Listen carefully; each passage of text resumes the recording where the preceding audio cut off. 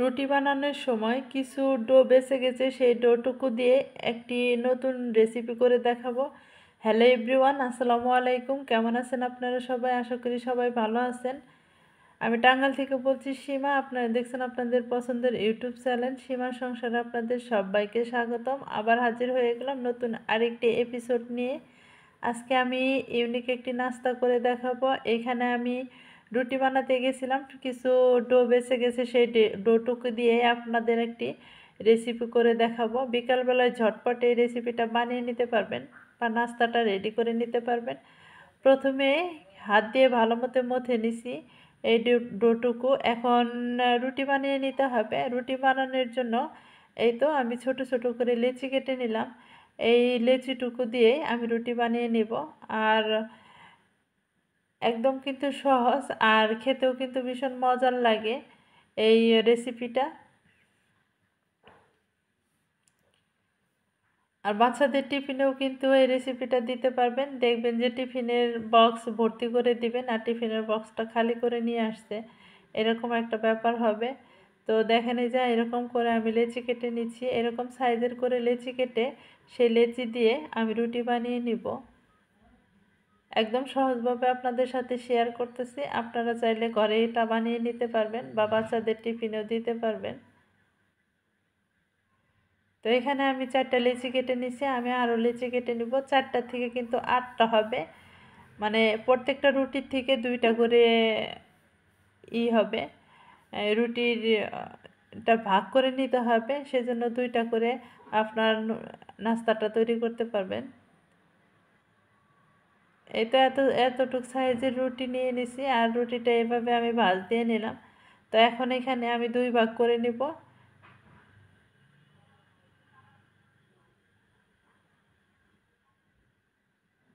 এই তো 2টি ভাগ করে নিয়ে নিলাম। এখন এইগুলোর ভিতরে আমি ভিতরের পুর দিয়ে নিব।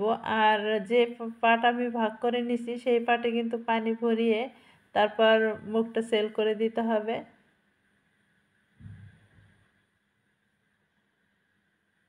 তো ভাগ করে নিয়ে এক অংশ আমি রেখে দিলাম, আর এক অংশ নিয়ে নিলাম। এখন এক সাইডে আমি একটু পানি লাগিয়ে দিব।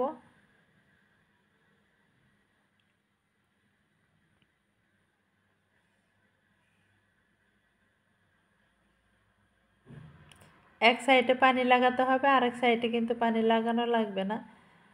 তো এরকম করে হাতের আঙ্গুলটা হালকা ভিজিয়ে এই রুটির গায়ে লাগিয়ে দিবেন। লাগিয়ে দিয়ে দেখেন এই যে আমি কিভাবে করছি। এই কাজটা আপনারা 2 হাত দা করলে সুন্দরভাবে করতে পারবেন। যেহেতু আমি 1 হাত দা করে নিচ্ছি, সেই জন্য আমার কাছে একটু প্রবলেম হচ্ছে। আমি 2 হাত দা করলে ইগুলা বেশি ভালো হবে। তো দেখেন এক পাট আমি বসিয়ে দিয়ে আরেক পাট উপর দিয়ে দিয়ে দিছি। একদম সহজভাবে দেখিয়ে দিব। উপর দিয়ে দিয়ে দেখেন এই যে ভিতরে কিন্তু খালি হয়ে গেল। এখন এখানে ডাউলের পুর ভরতে হবে। একদম ডাউলটা সিদ্ধ করে ঝরঝরে করে ভাজি করে নিছি, সেই ডাউলের পুরটা এখন এখানে দিয়ে দেব।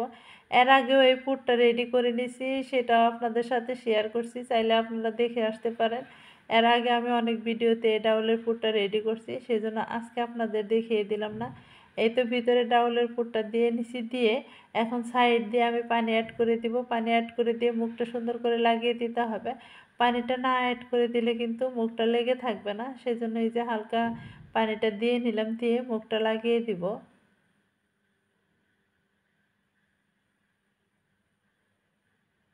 এই তো মুখটা লাগিয়ে দিলাম। তো আমার একটা কিন্তু রেডি হয়ে গেছে, নাস্তা রেডি হয়ে গেছে। এখন সাইড দিয়ে কাঁটা চামিচ দিয়ে সুন্দর করে একটু চাপ দিয়ে ধরবো, আর একটা ডিজাইনও চলে আসবে। সুন্দর একটা ডিজাইন চলে এসেছে। এখন এখানে আমি চাকুর সাহায্যে কেটে নেব। এই তো চাকুর সাহায্যে আমি এভাবে কেটে নিচ্ছি। আপনারা চাইলে কিন্তু অমনিও রেখে দিতে পারেন, নাও কাটতে পারেন। তবে আমি কেটে আরেকটা ডিজাইন করে নেব, সেজন্য এইভাবে কেটে নিলাম।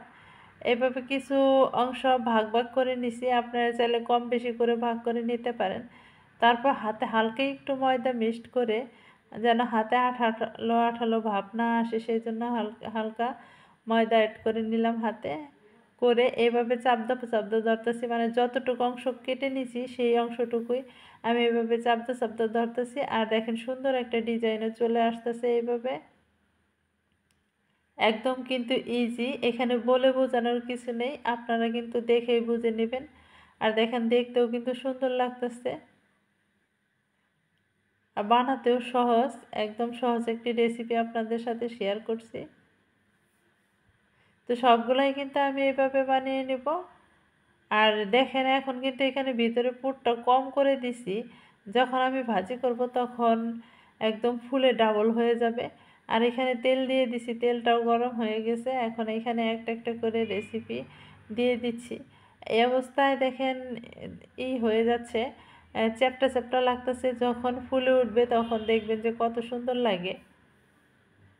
এই তো দেখেন কিছু কিছু অংশ গরম হয়ে ফুলে ওঠা শুরু করছে, সবগুলো একদম গলে গোলুমুলু হয়ে যাচ্ছে এরকম দেখেন ফুলে গেছে। এখন আমি উল্টিয়ে নিচ্ছি, এপিট ওপিট করে গোল্ডেন কালার করে ভাজি করে নিতে হবে দুই পিঠেই, তাহলে কিন্তু বেশি ভালো হবে।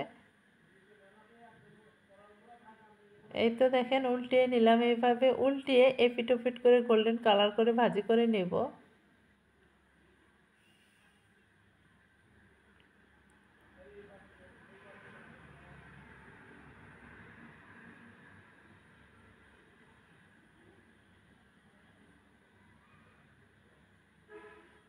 এই তো ডিজাইনটাও দেখেন কত সুন্দর লাগতেছে। আর এখন এপিট ওপিট করে গোল্ডেন কালার করে ভাজি করে নিলাম। এখন এইখান থেকে আমি পিঠাগুলো উঠিয়ে নেব তেলটা ঝরিয়ে ঝরিয়ে। এই তো সবগুলো আমার ভাজি করা শেষ, আর আমি এভাবে ভাজি করে নিছি, ফুলে কিন্তু গুলো হয়ে গেছে, একদম মুসমুসে হয়েছে। যেহেতু এখানে ডাউলের পুর দিয়ে নিছি, এখানে চাইলে আপনারা কিন্তু আলুর পুরও দিতে পারেন, তবে আলুরটা দিলে মুসমুসে হবে না, একটু নরম নরম লাগবে।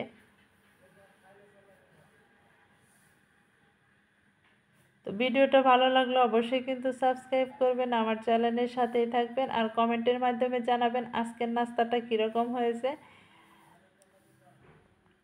আরও নতুন নতুন ভিডিও পাওয়ার জন্য অবশ্যই কিন্তু চ্যানেলটা সাবস্ক্রাইব করে রাখবেন। আপনারা যদি কোনো ভিডিও দেখতে চান বা কোনো রেসিপি দেখতে চান অবশ্যই কমেন্টের মাধ্যমে জানাবেন, আপনাদের সামনে আমি তুলে ধরার চেষ্টা করব।